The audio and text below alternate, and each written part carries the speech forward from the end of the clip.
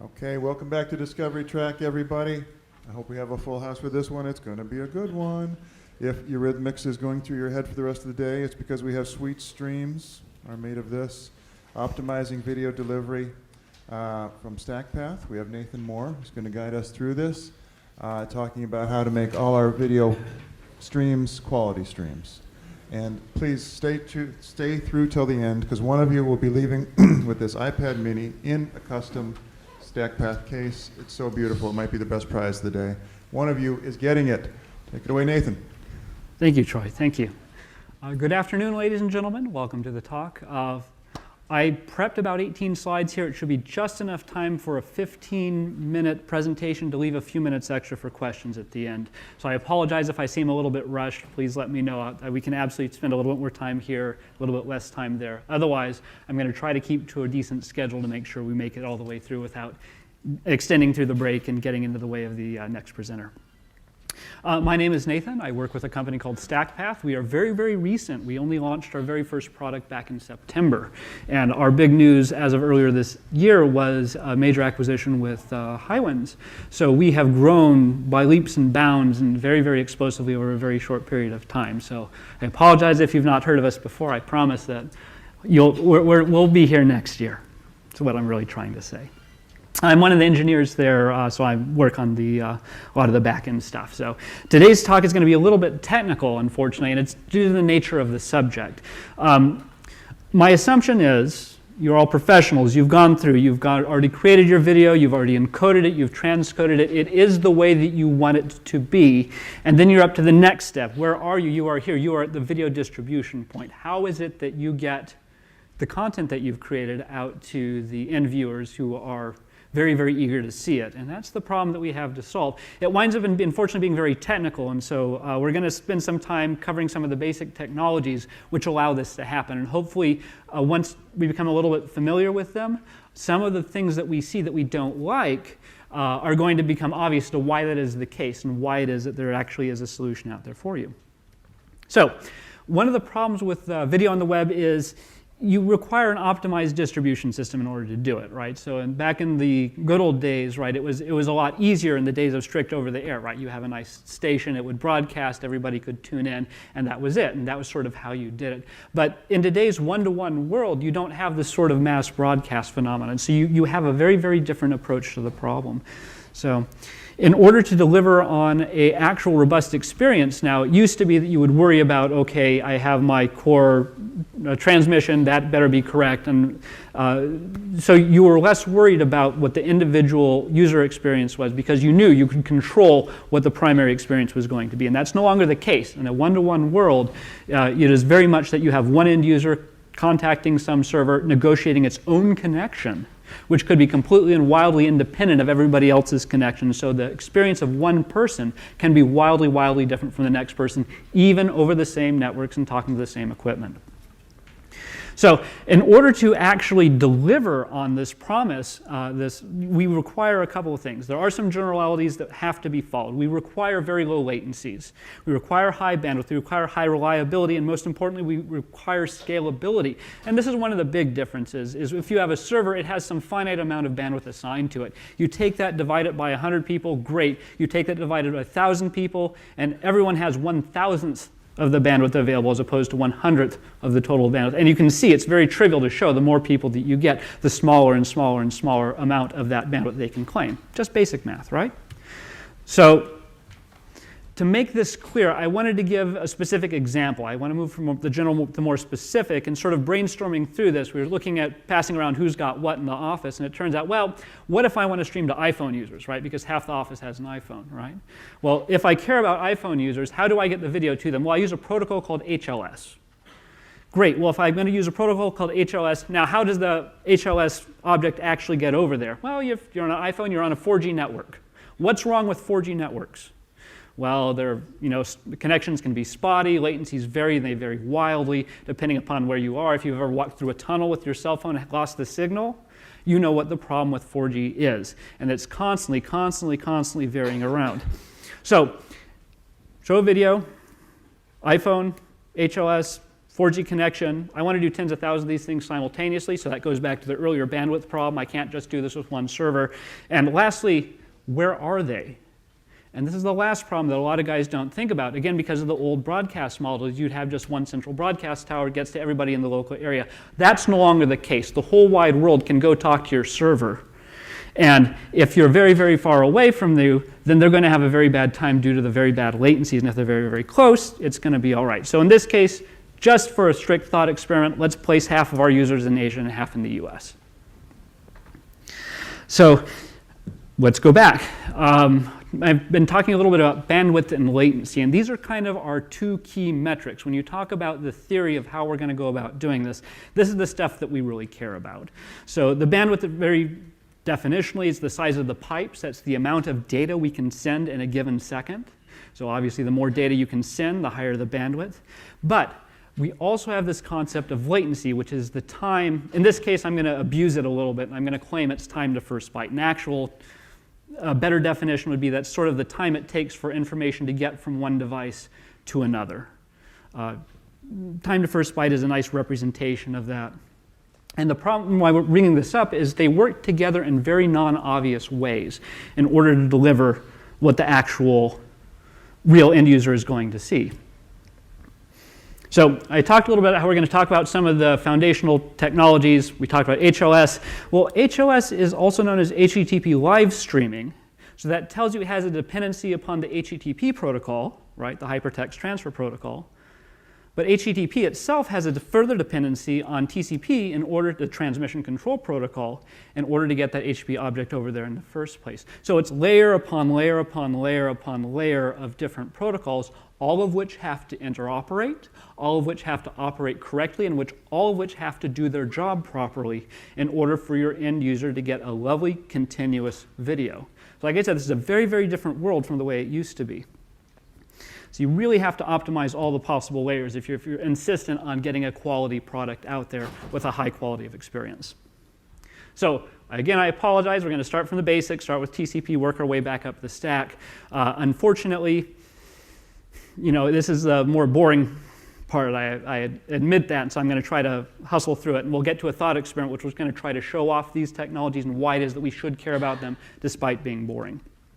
So the goal of TCP is to maintain network quality, because you can't have a high quality of experience without high network quality. Break that up into flow control. So what's the fastest data rate that we can negotiate? We care about reliability, that if we are dropping packets, we have to retransmit information. This is a method of doing that automatically. And also congestion control. It goes back to one of the very earliest points, which is, okay, if I have to divvy up this bandwidth amongst a bunch of people, who gets what? And the whole idea of congestion control is it's a way for everybody to fairly participate, get their fair chunk of bandwidth, and not let somebody steal it all and starve everybody else. So the problem, here's where we get why latency and bandwidth actually interoperate and why they're actually sort of two sides of the same performance coin. Because TCP is bursty. It doesn't start sending this constant stream of information. Instead, it takes some chunk of information, call it a packet if you like, and then it sends it out, and then it waits. And it waits to get a response back from whatever device it was that it was trying to talk to. So that's a problem, because that means the longer the latency, the longer the time to first byte, the longer it takes to go between the server and the client, the less bandwidth we can possibly get, because we have to wait until that information is acknowledged. What happens if that information is not acknowledged? Then the server has to retransmit. It has to send it again, which is terrible in a long latency, because now you've just doubled the wait time. You've doubled the latency between when you sent some information and when you knew that it had been received. It's also why when you're walking around with your cell phone, it's a miracle that this stuff works as well as it does. So, demonstrate. Assuming you want to stream video from a server to an iPhone, your video is encoded at 1 megabit per second. Obviously, these numbers are deliberately munched together to make the math super, super simple. The real world, you'll get slightly different measurements. So we know we're going to send to the server to the iPhone. The iPhone takes 1 second. We are 1 second latency. So it takes 1 second to get to the iPhone, 1 second for the iPhone to come back to the server. So long as TCP can negotiate a speed of 1 megabit per second, the iPhone can play the 1 megabit per second encoded video at its intended rate, right? So we send, and we do that by sending 2 megabits, pause, takes 1 second to go over. iPhone sends its acknowledgement right back, and 2 megabits divided by 2 seconds to send that 2 megabits, well, that's the 1 megabit per second that we needed. Great. What happens if we have loss? If we have loss, we're still encoded at 1 megabit per second. We send 2 megabits of data. iPhone never receives it, so it can't send an acknowledgement. So the server waits 2 seconds. It says, I know you're a second away, so it should have taken 2 seconds for me to get that packet, and I didn't get it. I better retransmit, right? And this time, iPhone gets it, sends its acknowledge back. Another 2 seconds has passed.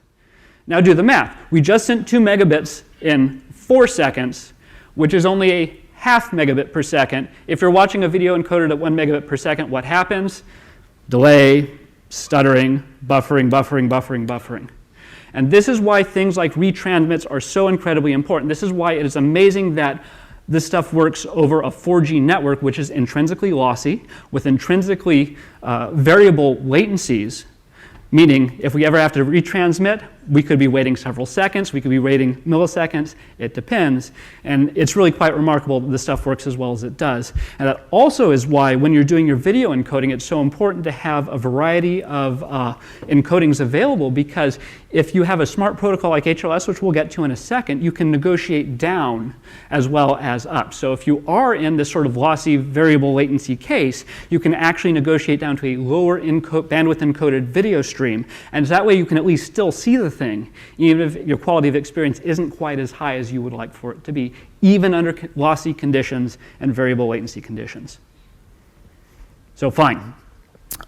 HTTP itself. So we talked about HLS is HTTP live streaming. It has dependence on HTTP, has dependence on TCP, moving back up the layer. HTTP, when HTTP sends an object, well, we call it an HTTP object, and it's called an object for a reason. It comes from the development world, and the idea is that you have this lovely discrete thing which is entirely self-contained. Within that, we have metadata. We have information about the data that we're trying to send, and we call that in the form of a headers versus a body, right? Because the headers are where you would store the information about the body. The body is the actual file transferred. So why is it a big deal? This is this nice, lovely unitary object. Well, it's because we can pass this object from server to server to server, and it can get passed unchanged, which gives us a really cool idea, because now all of a sudden, if I can change servers together, and I care very much about low latency, and I know that low latency I can get if I have a local server to that iPhone, then I want a server that's local to that iPhone to actually serve it, even if my content server is half the world away. So all of a sudden, I can get a very low latency connection between my iPhone and my server, while at the same time having my initial origin data half a world away. And it's called a caching server. So, right, stupid, simple name, really, really obvious. The technical name for this would be a proxy server. And so if the proxy server is allowed to cache, then all of a sudden, the whole new world of performance opens up to me. And all I care about is the connection between my iPhone and my caching server. I don't care about the connection between the iPhone and the origin server. The joke in computer science for 30 years now is that there's only 2 hard problems. One is naming things, the other is caching policies. So if I've agreed that I need some caching servers, then I have to determine, well, how am I allowed to actually cache? And so the kind of punchline of this particular slide is the more servers and more locations, the lower the average latency. And I hope this is one of those trivially obvious things that if I don't know exactly where in the world I am, I just have to be close to a given pop. So I better have as many pops as I possibly can to make sure to maximize the probability that you're going to be closer to 1. So yeah, the shorter the physical distance, the better the performance, because of the lower the latency, and the lower the latency, the higher the bandwidth I can actually push, and therefore the better the quality of experience of the whole thing. So HTTP live streaming. Live streaming is another fun one. We talked about TCP is below HTTP, which is below HLS. So HLS is a video streaming concept. It has to sit on top of HTTP, which means it has to be able to break down your video stream into discrete chunks, because HTTP can only deal with a discrete chunk of data, which means that HLS has to take this nice, lovely stream, slice it and dice it into different chunks, and then it has to tell the client, this is the chunk you want, this is the chunk you want next, this is the chunk you want after that. So it maintains an ordered scheme to it. And it does this in two ways. It maintains what they call an M3U8 file. MP3 URL UTF-8 is its formal name, which doesn't mean much to anybody. But that's basically the playlist. That tells you the next chunk that you want to read. So if your playlist is out of order, what happens to your video? Well, it plays back out of order, right? If the playlist is somehow screwed up, or it's not current, it's not up to date, then the player has no way to know what next chunk to fetch. So if you're doing like a live streaming kind of thing, then it's a really big deal. You don't know what that next chunk it is that you have to fetch. That's a big deal. But the nice thing about it is you can define multiple streams within it.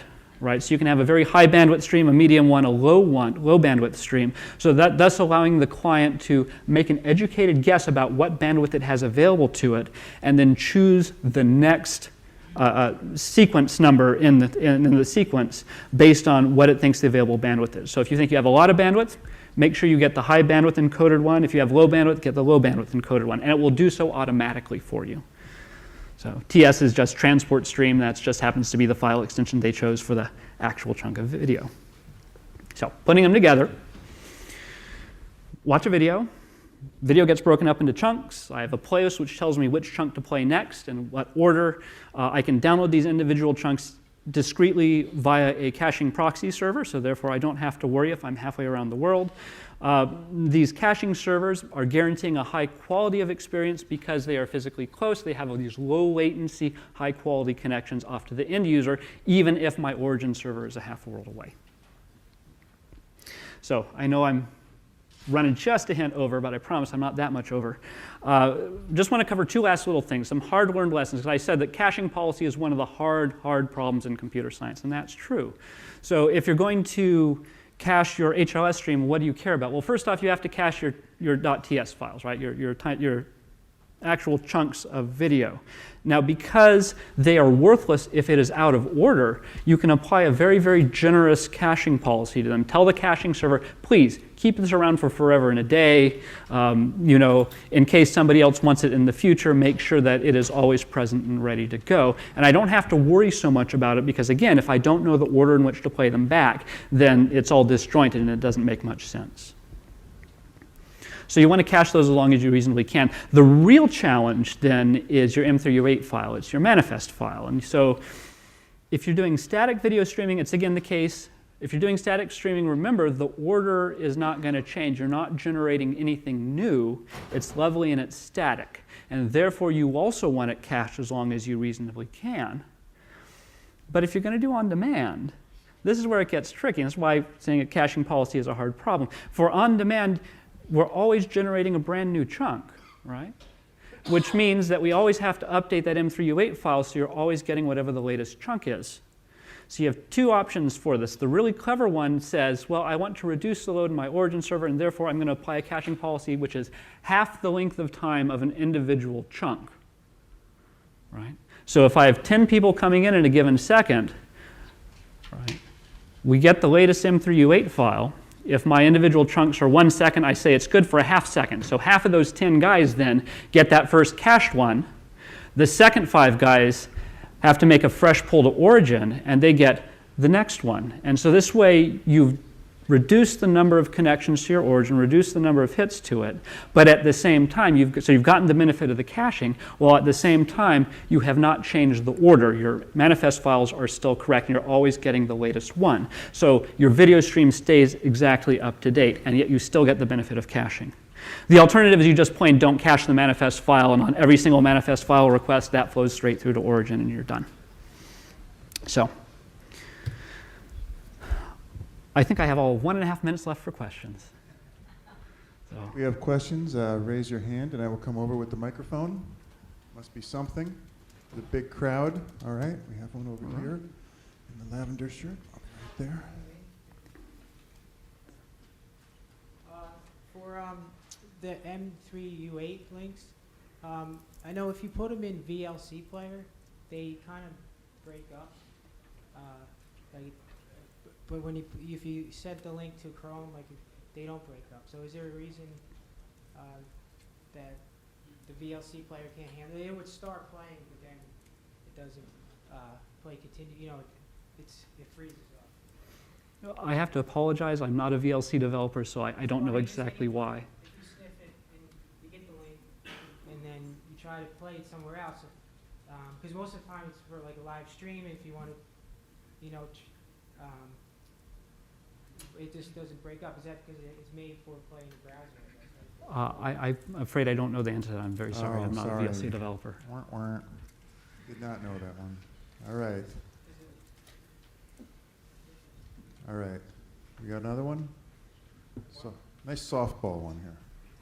No tricky VLC ones. So the HLS protocol is not natively supported by Chrome or Firefox, right? It's only in Safari, right? As far as I know, sure. Okay. So, I'm not a developer what of are web typical browsers. ways that you would handle that for playback in a browser if the browser doesn't support the protocol natively? Well, presumably this is ultimately a business decision that the company interested in HLS live streaming is concerned with, and so either they will have their own player written, or they'll have some other pass-through application that they would want to use. Such a big crowd. Could it be for this fantastic prize? Well, first you got to give a big round of applause to Nathan. You did a fantastic job. Thank you.